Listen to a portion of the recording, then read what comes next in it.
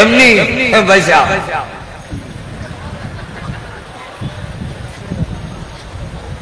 নূহ নবী বলে ونادى نوح ربه وقال رب إن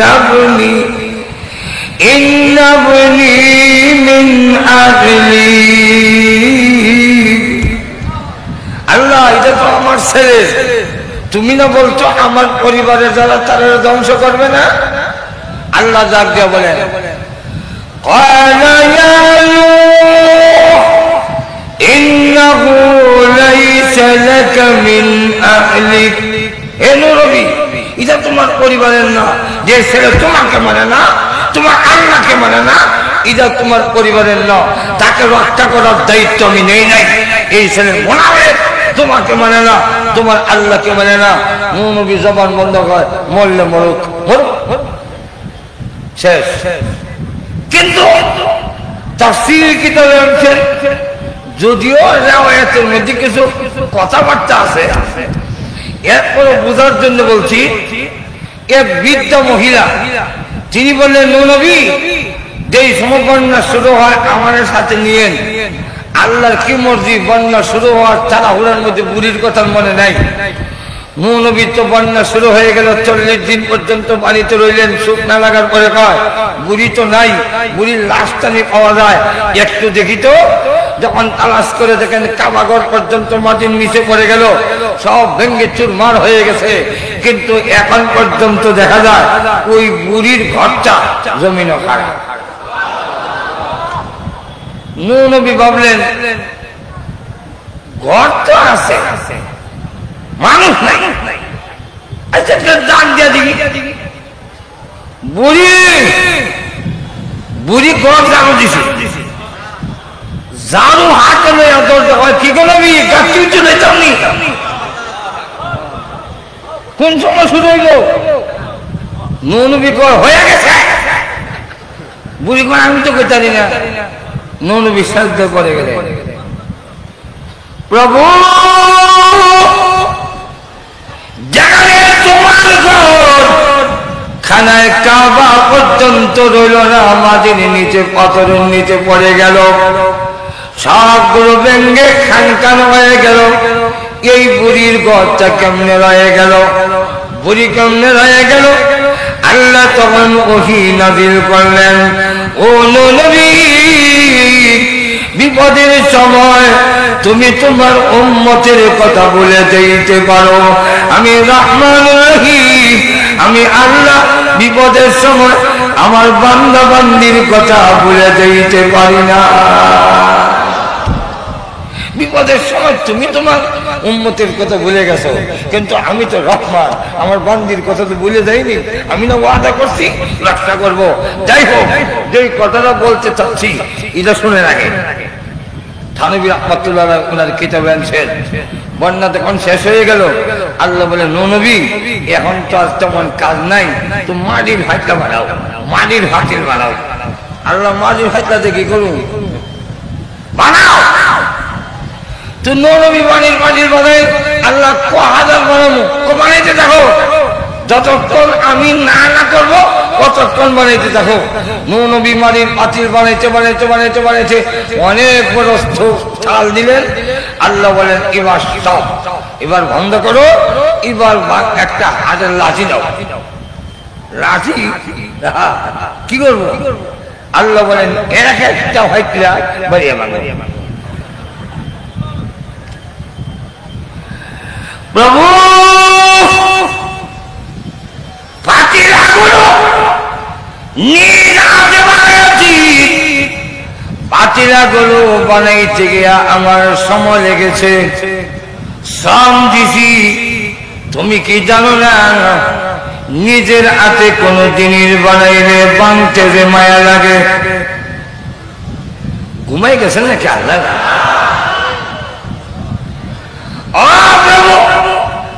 তুমি কি জানো না নিজ হাতে কোন জিনিস বানাইলে বানতে যে মায়া লাগে? আল্লাহ বলেন নবী আমি জানি তোমাকে জানাবার জন্য হুকুম দিয়েছি।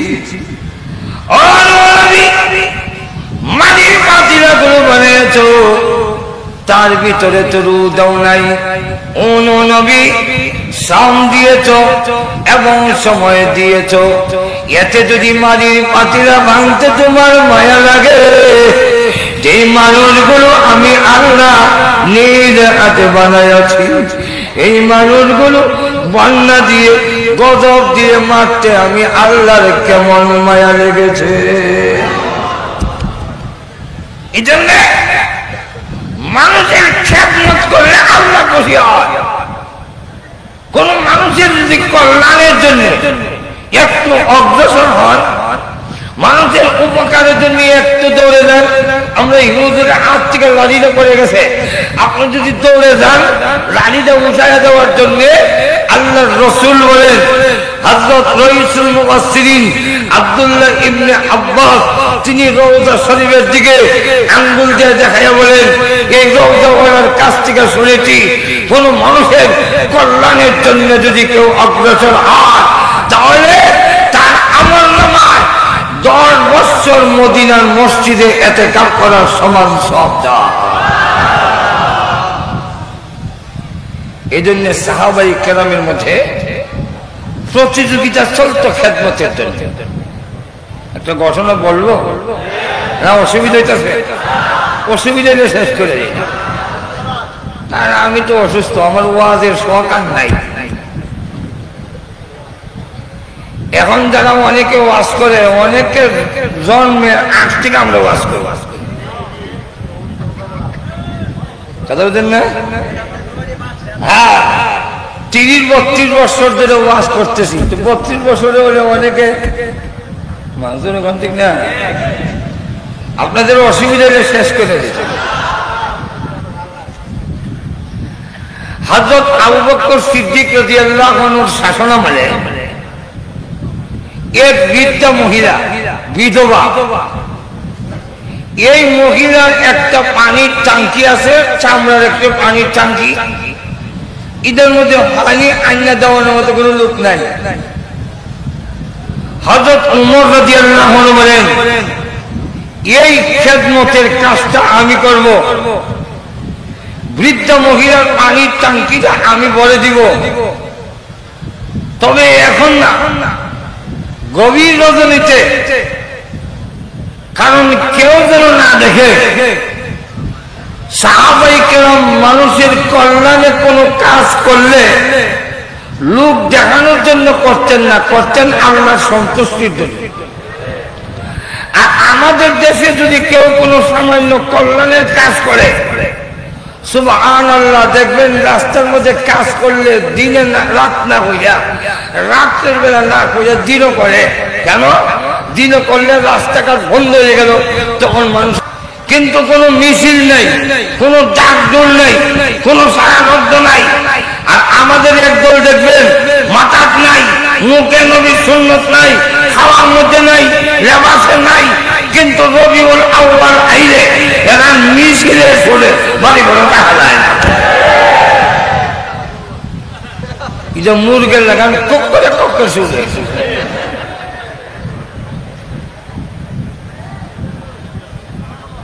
হযরত ওমর রাদিয়াল্লাহু আনহু তিনি সিদ্ধান্ত নিলেন, সব যখন ঘুমায়া যাবে, আমি তখন নীরবে নীরবে মহিলার পানির ট্যাঙ্কিটা ভরে দিব। কেন? মানুষের খেদমত করলে আল্লাহ রাব্বুল আলামিন খুশি হয়ে যান। কিন্তু রাত্রে যখন তিনি চামড়ার কলসি দিয়ে, আমাদের দেশের মতো কলসি ছিল না, চামড়ার কলসি দিয়ে পানি যখন নিয়ে গেলেন, ট্যাঙ্কির কাছে গিয়ে দেখেন কে জানে এর আগে পানি ট্যাঙ্কিটা ভরে দিয়েছে। হযরত ওমর রাদিয়াল্লাহু আনহু ভাবতে লাগলেন, আমার চাইতে আরো অগ্রগামী নেক কাম করার মতো নবী লোক তৈরি করে দিয়েছেন, যার পরে দেরি করলে হবে না। আরেকটু আগে আসতে হবে। পরের দিন আরেকটু আগে আসলেন, এসে দেখেন ওই দিনও পানির ট্যাঙ্কিটা পরিপূর্ণ ভর্তি। তিনি এদিন ব্যর্থ হয়ে চলে গেলেন। পরের দিন দিনের বেলা দেখেন পানির ট্যাঙ্কিতে পানি নাই। নিয়ত করলেন আজকের রাত্রিতে আমি গড়ব, তবে একটু আগে আসতে হবে। ওই দিনও আগে এসে দেখেন পানির ট্যাঙ্কিটা কে যেন ভরে দিছে। হযরত ওমর রাদিয়াল্লাহু আনহু তখন ভাবতে লাগে, এটা কোন মানুষ নয়, জিন্নাত হবে। জিন্নাত এসে আমার আগে আগে এই কাজটা করে যায়। আজকে আমি পানি আনবো না, এক জায়গায় বসে থাকবো। জিন কোন দিক দিয়ে আসে তাকে আমার আজকে ধরতে হবে। সাহাবায়ে কেরাম জিন লড়ায় না, এমনকি আবু হুরায়রা রাদিয়াল্লাহু আনহু শয়তানরে পর্যন্ত ধরে লেছে। একটু ধরে গো হাদিসের মধ্যে ওই দিকে গেলে আমরা হবে যাব না। আমিরুল মুমিনিন উমরের সাথে জিন্নাত কুস্তি করে পারত না। এর কারণ ইসমে আজম যে মুসলমান জানে, এই মুসলমানের সাথে জিন্নাতে শক্তি দিয়া পারে না। হযরত ওমর ইসমে আজম জানেন, তিনি নিয়ত করলেন আজকে জিন্নাত থেকে ধরব। আল্লাহর নবী বলেন, ওমর তোমাকে জিন্নাতের বাহেও ভয় পায়, তুমি যেই রাস্তা দিয়া যাও, যেই গল্লি দিয়া যাও, জিন্নাতের বাপ এই গল্লি দিয়া যায় না। যার নাম জানেননি? নাম জানেন? শয়তান। একটু ধরে কি নাম? ইবলিস। তার লকব হলো আবুল জিন, জিন্নাতের বাপ। হযরত ওমর যখন বসে রইলেন, তাকায় দেখে সন্ধ্যা হইতে লোকজন যখন করে চলে গেছে। আরব দেশের তখন সময় সিস্টেম ছিল, সন্ধ্যার আগে আগে সকলেই ঘরের ভিতরে ঢুকে যায়। সন্ধ্যা হয়ে অতি এখনো ওরা অন্ধকার হয়নি, কিছু কিছু দেখা যায়। এমন সময় তাকায় দেখে মাথা থেকে পা পর্যন্ত কাপড় দিয়া ঢাকা, পিঠের মধ্যে একটি চামড়ার কলসি ঝুলানো, পা টেনে টেনে আস্তে আস্তে তিনি এজে এজে যাচ্ছেন। হযরত ওমর বলেন, না না, এটা তো জিন্নাত নয়, কারণ জিন্নাত এত দুর্বল হতে পারে না। তাহলে কে তুমি? পা টেনে টেনে হাঁটো, বুঝা যায় দুর্বল, বয়স হয়েছে। ওই বুড়া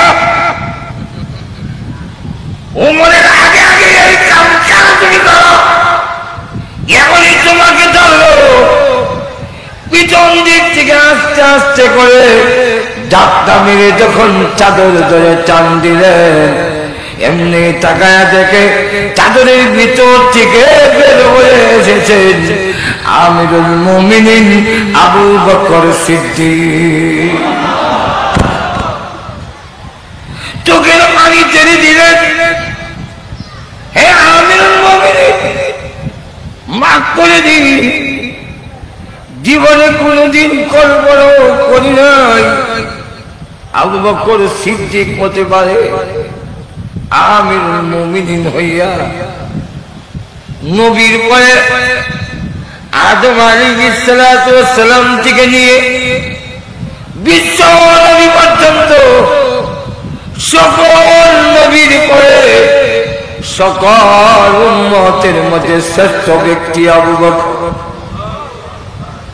যে আবু বকরকে স্বয়ং আল্লাহ দুনিয়াতে সালাত দিয়েছেন,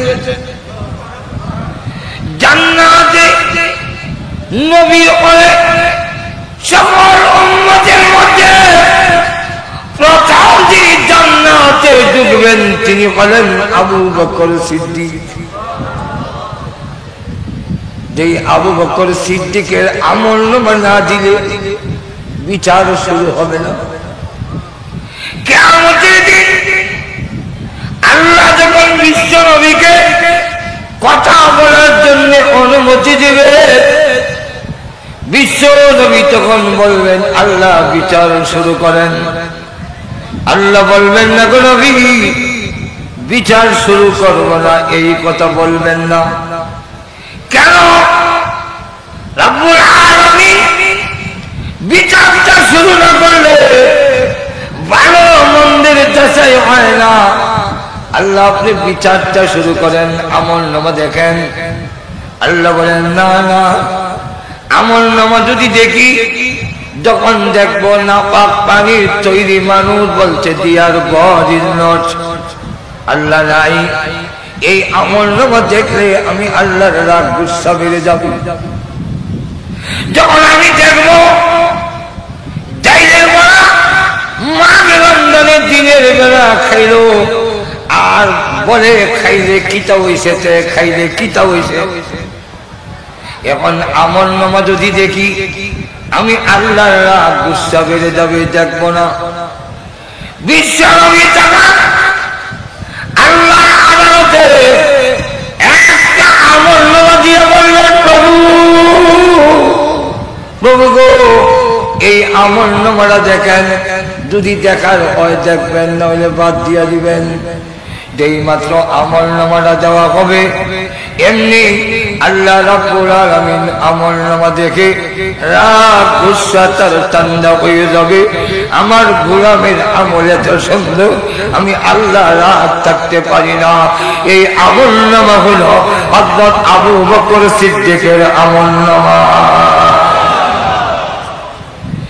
যে লোকের এত আমল, সেই আবু বকর সিদ্দিক আমিরুল মুমিনিন হইয়া বুড়া বয়সে একজন বৃদ্ধ মহিলার পানির ট্যাঙ্কি ভরে দিবেন, এই কথাটা আমার কল্পনায় নাই। যদি থাকতো আল্লাহর কসম কোনদিন আমি আপনার চাদর ধরে টান দিতাম না, বিয়াদবি করতাম না। মেহেরবানি করে আমারে মাফ করে দিন। আর বললেন আমার মা আমাকে কেন জন্ম দিয়েছে, আমার মা আমার মতো উমরে গর্বে কেন ধারণ করলো, আমি জীবনে পারি নাই। জিন্দেগিতে কোনোদিন আবু বকর সিদ্দিকের আগে কোনো আমল আগে যাইতে, কোনো আমলে আবু বকর সিদ্দিকের আগে যাইতে পারি নাই। কোনো আমল কোনো আমলের বেলা আল্লাহ আমাকে আবু বকর আমাকে কেন আমার মা গর্ভে ধারণ করলো। লক্ষ্য করে দেখেন এই পরিস্থিতি, এই অবস্থা। তাহলে মানুষ যেমন সুন্দর এমন দামি। এই মানুষ সুন্দর দুই ভাগে বিভক্ত, একটা হলো দেখতে সুন্দর আর একটা হইল গুণে সুন্দর। মানুষ দুই রকম, যেরকম কয় রকম, আরো যেরকম, একটা বাহ্যিক সুন্দর আর একটা হলো গুণে সুন্দর। বাহ্যিক সুন্দর আজকে আছে কালকে থাকবে না, আর কিছু রেখা। এই জন্য কবি বলেন হোসনে सूरत चंदे रूजत हुस्न सीरत मुस्तकीम इससे खुश होता है आखी उससे खुश होता है दिल। একটা হলো বাহ্যিক সুন্দর, এই সুন্দর ক্ষণস্থায়ী। আরেকটা হলো গুণের সুন্দর, সেটা হলো চিরস্থায়ী। গুণের সুন্দর দেখে কলিজা ঠান্ডা হয়, আর বাহ্যিক সুন্দরের দ্বারা চোখ ঠান্ডা হয়। আমরা দেশে আমাদের এলাকা পাঁচশো বাড়িতে যায় না, মজা মজা দে তার শুনে রূপেতে মন ভুলে না, মন ভুলে তার। আর একটু আসতে আরো জুড়ে। এমন সুন্দরী বিয়া করছে, শিবপুর থানার ভিতরে এমন সুন্দরী নাই। পানি পান করলে দু গিললে দেখা যায়। এমন বউ দেখলে সব ঠান্ডা, কিন্তু গড় গিয়ে যখন বলছে বাদ দাও না, তোমার হাত পাও অবশ্য হয়ে গেছে গেল একাই তার না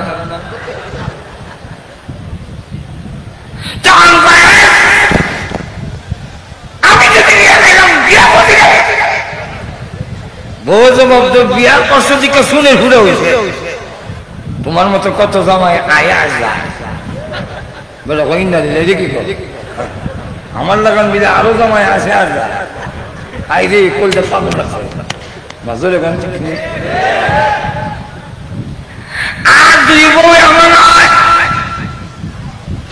দেখতে এত সুন্দর না হইল লক্ষ্য করে দেখে ঘর যাইতে বলে মাহিরে চলে গেলেন জুতা নিলেন না এই নেন জুতা পানি এনে দিয়ে পাউডার ধুয়ে নেন পাও ধুয়া সারতে না সারতেই গামছা নিয়ে দাঁড়া আপনি হাত মুখটা মুছে ফেলেন হাত মুখ মুছতে না মুছতেই সামনে খাবার এনে হাজির করে দিল খাবার খাওয়ার পরে খায়া শেষ করতে পারেন নাই চা রেডি করে সামনে দিল চা পান করে শেষ করতে পারলো না পানটা রেডি করে মুখের সামনে নিয়ে হাজির তখন স্বামী মুখের মধ্যে পানটা ঢুকাইয়া কয় বউর দিকে তাকাইয়া মুসকে হাসি দিয়া কয় এমন লক্ষ্মী বউ এই জগতে হয় না আরো জোরে বলে তোর গুণের কারণে হরিণা কান্না হয় আর বাহ্যিক সুন্দরের কারণে শোক কান্না হয় আর তো জোরে কয়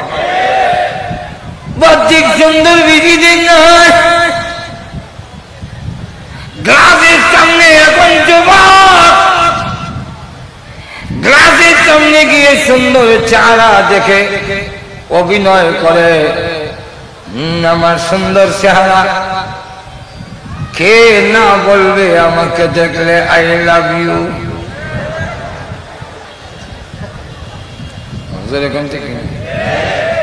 ঠিকই আই লাভ ইউ অনেকেই বলছে কিন্তু এখন দেখা যায় বুড়া হওয়ার পরে দাঁত পড়ে গেছে গাল সব ভেঙে গেছে এই অবস্থা যদি হয় আর কোন যুবতী মহিলারে যদি কয় আই লাভ ইউ মহিলা কয় জুতা দাবাইয়া দাঁত পড়াই দেব খাস্ত বুঝি এখনো বদলাই শোনে ঠিক না আল্লাহ নিজে বলে মানুষ আবার এত নিচে যায় এত নিচে কোনো পানি যায় না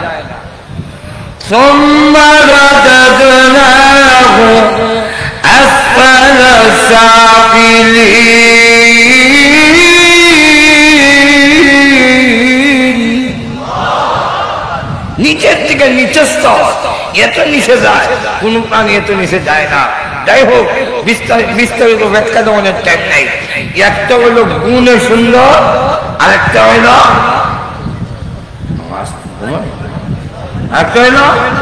বাহ্যিক সুন্দর গুণে সুন্দর দেখতে সুন্দর এটার কোনো ভ্যালু নাই এই সুন্দর দেখতে নমরুদও সুন্দর আবু জাহিলও সুন্দর আবুল আবু সুন্দর বর্তমানে চামও সুন্দর আবার দেখতে ওয়াংসং সুচি যদিও দেখতে দেখা যায় হিজড়ার মতো কিন্তু এরপরেও সামনে সুন্দর কিন্তু এই বাহ্যিক সুন্দর মানুষটা আর কুত্তার মধ্যে কোনো পার্থক্য থাকে না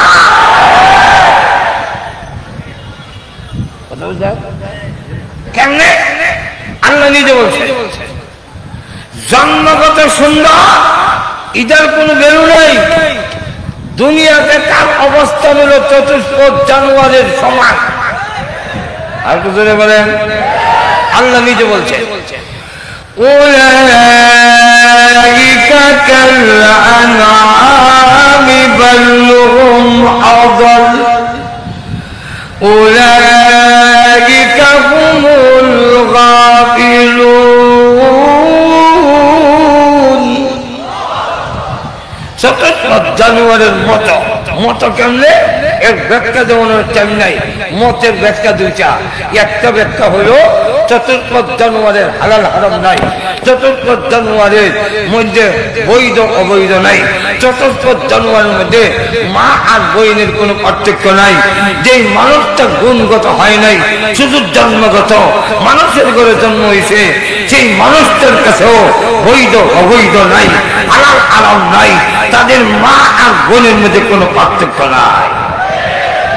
একটু যদি বলেন আরেকটা ব্যাখ্যা হইল 4 জানুয়ারি পেশাব করিনি, একটু জোরে খারিয়ানো বইয়া আরো জোরে, আবার কুত্তাটা একটু ঠেঙালি দিয়া, তাও এক জায়গায় না, এখানে 100 টাকা, ওইখানে 150 টাকা, ওইখানে 200 টাকা, তাও বাড়ি গইলে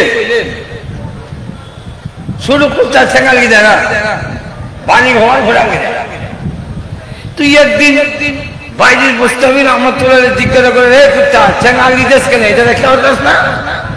গরু যদি হারে, মহিষে যদি হারে, শিয়ালে যদি হারে, তুই পারিস না কেন? আল্লাহ কুকুরের জবান খুলে দিছে, কুকুর তখন ডাক দিয়া কয়, এ আল্লাহর ওলি, ঠ্যাং আলগি দিয়া করার কারণ হলো পেশাবের সিধা করবো, এর লেগে আলগিটা রাখি, কেমন সাফ সুতরা। ঠিক না? এখন বলেন যদি কি মানুষের মধ্যে এমন মানুষ আসেনি যারা দাঁড়ায় পেশাব করে? আর যদি বলেন আরো জোরে, গুণগত কোন মানুষ দাঁড়ায় করে না, জন্মগত মানুষ দাঁড়ায় করে, গুণগত মানুষ যারা তারা দাঁড়ায় করে না, জন্মগত মানুষটা দাঁড়ায় করে।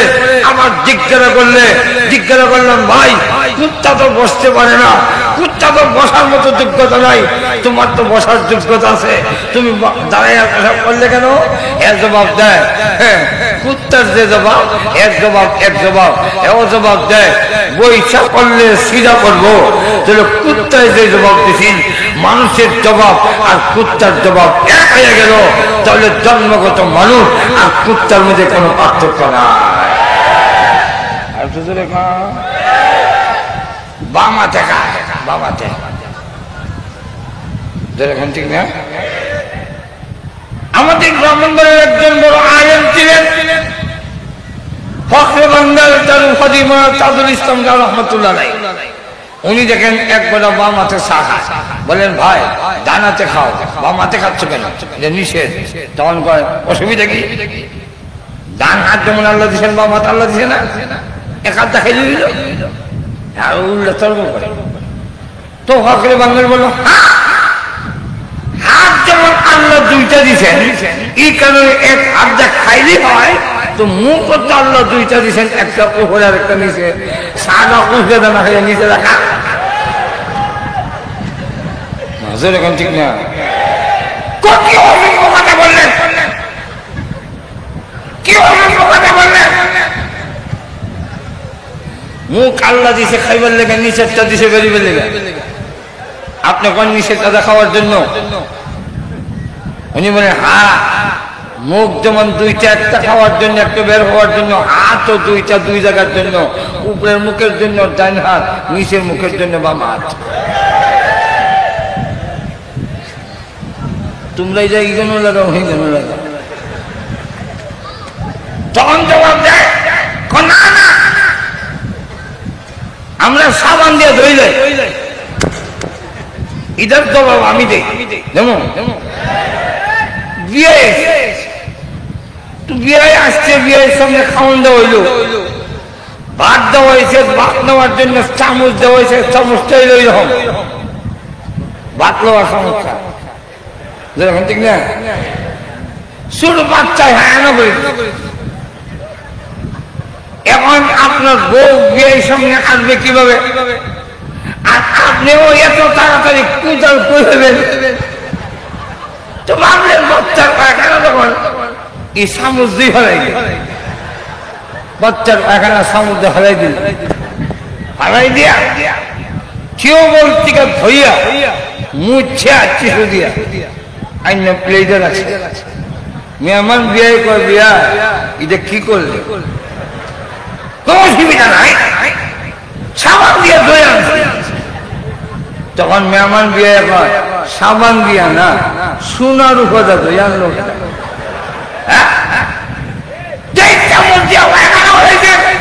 এটা তো বাস্তব, এটা মানবিক সভ্যতা হইতে পারে না। ঠিক তেমনি ভাবে যে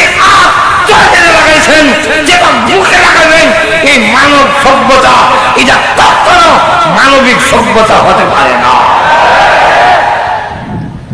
তাহলে জন্মগত মানুষ এটার মধ্যে আর পশুর মধ্যে কোনো পার্থক্য থাকে না, সবগুলো প্রমাণের চান নাই।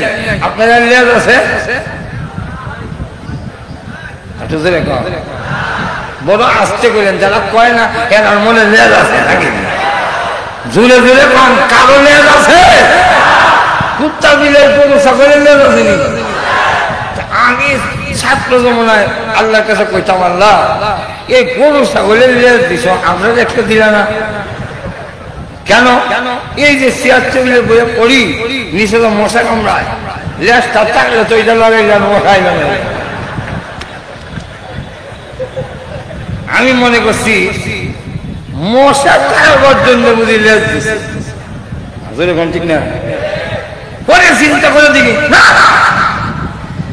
মশা কারবার জন্য যদি দিয়ে থাকে তাহলে লেজটা পিছনে না দিয়া মাঝখানে দিল না কেন? চতুর্দিকে ঘুরেতে সুবিধা, যেরকম ঠিক না? অপর দিকে লক্ষ্য করেন ছাগলের লেজ কেমন ছেড়ান, এটা যে কি মশা দৌড়াইব, যেরকম ঠিক না? তাহলে কেন দিলেন? কেন জবাব পাই নাই। পরে যখন কোরআন পড়লাম মুখস্থ করলে সে আগে কি বুঝছি না, পরে যখন তাফসীর পড়লাম এবং হাকিম আখতার সাহেব রাহমাতুল্লাহের লিখিত এক কিতাব পড়লাম, তখন কিতাবে গিয়ে হয়েছি, তাফসীরে গিয়ে হয়েছি, আল্লাহ কোরআনে বলছেন, বলবো ইয়া বনি আদম قد أنزلنا عليكم لباسا يواري سوآتكم। আল্লাহ বলে এই বনি আদম, আমি আল্লাহ তোমাদের পোশাক দান করছি, এই পোশাক দিছি। আপনারা বলতে পারেন পোশাক আল্লাহ দিল কই থেকে? টেক্সটাইল মিল থেকে পোশাক হয়। আল্লাহ দিলেন কেমনে? মিলে সুতা, এই যে সুতাটা যেখান থেকে তৈরি হয়েছে এবং সুতারে এইভাবে মেশিনের মধ্যে হিট করা, মেশিনটা বানানো এবং মেশিনে নিয়ে একটার উপর একটা হিট করা, হিট করলে কাপড় বের হবে। এই যোগ্যতা, এই মেধা, এই বুদ্ধি পোশাক কে দিছে? আল্লাহ কেন দিছে? ইউয়ারি সাওআতিকুম, তোমরা শরমের জায়গাটা ঢাকবার লেগে। তো এই কেন? তোমরা হিন্দার মতো যোগ্যতা আছে, লঙ্গি হিনতে পারবা, পাজামা কিনতে পারবা, এলাকে তোমরা এটা দিলাম পোশাক কিনতে দাও। কিন্তু কুত্তা বিলাই গরু ছাগল এরা তো পাজামা ভরতে না, এরা লঙ্গি ভরতে পারবো, কুকুন্নি শাড়ি ভরতে পারবে, ফেটুকুর ব্লাউজ করতে পারবে। তাহলে তার এসবের জায়গাটা, পায়খানার জায়গাটা অন্যরা দেখবে, আমি বানানোওয়ালার শরম লাগে। এই কারণে আল্লাহ রাব্বুল আলামিন বলেন, আমি তার শরমের জায়গার উপরে কুদরতি ভাবে লেজ দিয়ে দিছি। এটা ফালাইয়া রাখলে তার আর শরমের জায়গাটা অন্য দেখবে না।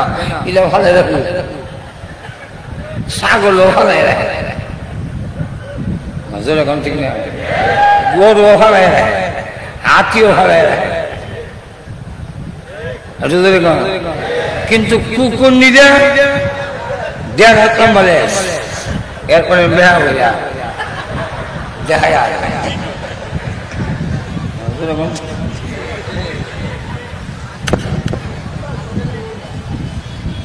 এই কুকুর নিদে যেভাবে দেখা যাচ্ছে জায়গা আছে, যে মানুষ গুণগত মহিলা সে কাপড় পরে, বুলকা পরে, হাত মোজা পরে, বাবু মোজা পরে, কেউ দেবে না দেখে। আর যে মহিলা গুণগত হয় নাই, জন্মগত, এই মহিলা 12 হাত লম্বা কাপড় থাকার পরেও মাশাআল্লাহ বুক খালি, হিট খালি, অথচ 3 হাত লম্বা শাড়ি পিছে দেখা যায়। এখন ঠিক কিনা? কাপড়ের অভাবে ঘুরতে পারছে না, ইদানো কাপড় ভিজে দেওয়া নাই, এটা মাথার দিলে ঘুরতে। কুকুর নিতে গেলে ছাগলের 4 আঙ্গুল লেজ দিয়ে যদি পেশাব পায়খানা জায়গা ঘুরতে পারলো, কুকুর নি পারে না? আরে কিন্তু নির্লজ্জ দেখায় আছে। ঠিক তেমনি ভাবে যে মহিলারা জন্মগত মহিলা, সেও তার শরমের জায়গা দেখায় হারে, তাহলে এই মহিলা আর একটা কুকুরনির মধ্যে কোন পার্থক্য থাকে না। তাহলে এই জাতীয় মানুষ দিয়া আল্লাহর কসম কখনো আদর্শ সমাজ গঠন করা সম্ভব না। আর জোরে কান, আরো জোরে। এই জাতীয় মানুষ দিয়া, যে মানুষের মধ্যে কোন পার্থক্য নাই কুত্তা আর মানুষের মধ্যে, কুকুর আর শিকারের মানুষের মধ্যে কোন পার্থক্য নাই, এই জাতীয় জন্মগত মানুষ দিয়ে আদর্শ সমাজ গঠন করা সম্ভব নয়। গেল এক দুই, অসুবিধা হইতেছে? আর কয়েক মিনিট অসুবিধা আছে? আর কয়েক মিনিট টাইম দিবেন? না না, সবে লাগে। আর 10টা মিনিট টাইম দিবেন? আপনাদের এখন 10 মিনিট ওয়াজ করলে রাজি আছেন? এখন শোনেন, এখন শোনেন। নম্বর 1, যদি পৃথিবী আদর্শ সমাজ গঠন করতে চান, আদর্শ ফ্যামিলি গঠন করতে চান, আদর্শ পরিবার গঠন করতে চান, আদর্শ রাষ্ট্র গঠন করতে চান, নমরুদের মতো জন্মগত মানুষ দিয়ে হবে না, ফেরাউনের মতন জন্মগত মানুষ দিয়ে হবে না, আবু জাহেলের মতো জন্মগত মানুষ দিয়ে হবে না, আবু লাহাবের মতো জন্মগত মানুষ দিয়ে হবে না, আমেরিকার ট্রাম্পের মতো জন্মগত মানুষ দিয়ে হবে না, ওয়াং জাংসুকের মতো জন্মগত মানুষ দিয়ে হবে না, ওই ভারতের নরেন্দ্র মোদীর মতো দিয়ে হবে না, আহমদ শরীফের মতো লোক দিয়ে হবে না, কমর সবজির মতো নাস্তিক দিয়ে হবে না। ওইতে গেলে গুণগত মানুষ লাগবে। আর শুধু দেখো, গুণগত মানুষ হলো আবু বকর, আর জোরে কর, গুণমুক্ত মানুষ হইল উমর, গুণগত মানুষ হইল উসমান, গুণগত মানুষ হইল আলী, গুণগত মানুষ আবু হানিফা, গুণগত মানুষ ইমাম শাফি, গুণগত মানুষ হইল শামসুল হক ফরিদপুরি, গুণগত মানুষ হইল হাবিব জহুর, গুণগত মানুষ হইল সন্দীপের পিসা হুজুর, গুণগত মানুষ হইল চরমুনার ফজলুল করিম, গুণগত মানুষ হইল ফখরে বাংলার তাজুল ইসলাম, গুণগত মানুষ হইল এই হুজুর। এই জাতীয় গুণগত না হইলে আল্লাহর কসম আদর্শ সমাজ হবে না, হতে পারে না। বুঝাইতেছে না? অসুবিধা? আর একটা হইল তার জাহান্নাম আছে তো, আসতে কোন বেঁচে শুনবো? আরো জোরে কান বলেন তো দেখি, জাহান্নাম কোন মানুষের জন্য? জাহান্নাম বুঝি গুণগত, জন্মগত মানুষের জন্য জাহান্নাম, গুণগত মানুষের জন্য। আর কিছু রেখা ফেরাউন গুণগত না জন্মগত? মরার পরে ঠিকানা কোনানো, নমরুদের ঠিকানা কোনানে, আবু জাহেলের ঠিকানা কোনানে, আবু লাহাবের ঠিকানা কোনানে, চাম যদি এই অবস্থায় মারা যায় ঠিকানা কোনানে, ওয়াং সংসদী অবস্থায় মারা যায় ঠিকানা কোনানে, নরেন্দ্র মোদী যদি এই অবস্থা মারা যায় ঠিকানা কোনানে। আর গুণগত মানুষের ঠিকানা কোনানো? আচ্ছা জোরে কন। হযরত আবু বকর, হযরত উমর যখন জন্মগত মানুষ ছিলেন, চিন্তা করেন জন্মগত মানুষ কিরকম খারাপ, কেমন খারাপ, তরবারি রয়েছে রাসূলের বাড়ি রয়েছে। তার চাইতে বড় সন্ত্রাসী পৃথিবী তার কেউ হতে আবু জাহেলের থেকেও খারাপ।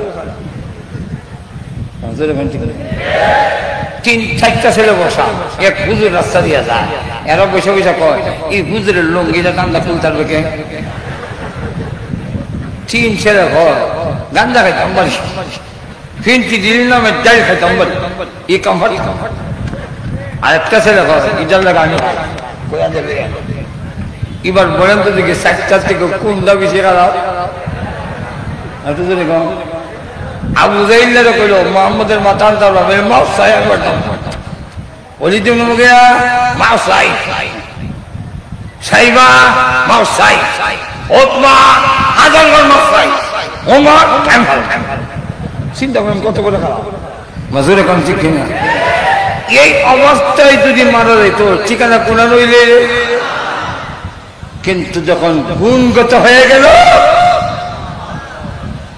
গুণগত হয়ে যাওয়া উমরের মতো রাষ্ট্রনায়ক আজও যদি পৃথিবীতে হয় পৃথিবীর কানাহানি হাতাহানি কানাকানি মারামারি সন্ত্রাস দুর্নীতি থাকবে না আর শুধু রেখা শুধু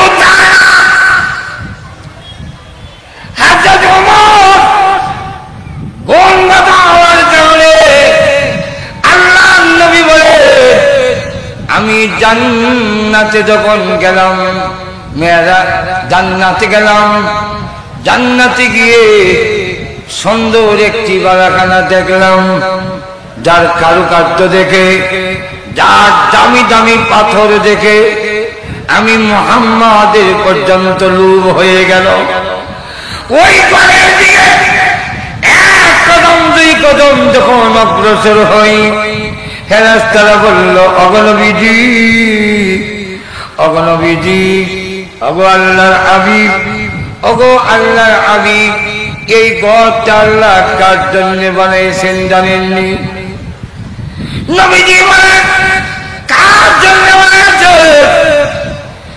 নবীর দাওয়ানা আমার কথা বলবে ফেরেশতারা বলেন এক কুরাইশের জন্য আল্লাহর রাসূল বলেন আনা কুরাইশ আমি তো কুরাইশ ফেরেশতারা বলেন না নবী এক আরবীর জন্য নবী বলেন আনা আরবী ফেরেশতারা বলেন না নবী এক যুবকের জন্য আল্লাহর নবী বলেন আনা শাবাব আমি তো যুবক ফেরেশতারা বলেন না না আপনার জন্য নয় নবীজি জানতে বলেন ও